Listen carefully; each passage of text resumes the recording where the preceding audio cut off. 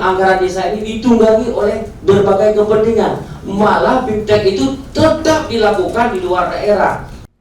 Anggota DPD RI asal Aceh Haji Sudirman atau lebih akrab disapa Haji Uma kembali melaporkan oknum yang ikut bermain dengan dana bimbingan teknis atau BIMTEK dana desa di Aceh.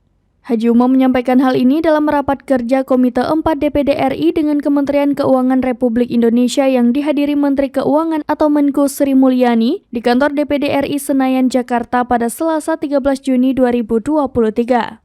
BIMTEK yang bersumber dari dana desa selama ini masih ditunggangi oleh oknum tertentu di daerah atau menggunakan perusahaan event organizer atau IO dari luar daerah. Haji Uma menjabarkan setiap desa diwajibkan menganggarkan sejumlah dana untuk BIMTEK keluar daerah dan mewajibkan perangkat desa untuk ikut BIMTEK keluar daerah. Jika tidak ikut, nanti akan dipersulit dalam pelaporan dana desa.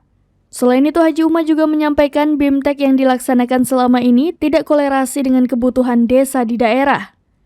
Misalnya, BIMTEK tentang penataan kota bagi perangkat desa di Aceh, sementara desa-desa di Aceh masih jauh tertinggal dari BIMTEK yang diberikan, sehingga BIMTEK tersebut tidak bermanfaat sama sekali. Haji Uma meminta keseriusan Menteri Keuangan, Menteri Dalam Negeri, dan Menteri Desa untuk memberantas mafia BIMTEK dana desa dengan memastikan penggunaan dana desa benar-benar tepat sasaran.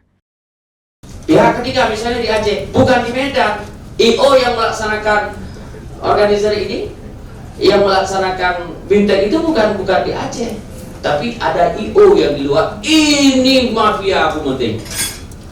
Ratusan miliar anggaran kita terkuras. Nampaknya ini seperti yang sudah saya katakan beberapa waktu kepada Bu Menteri, ini ada oknum-oknum yang bermain, yang merasa kuat.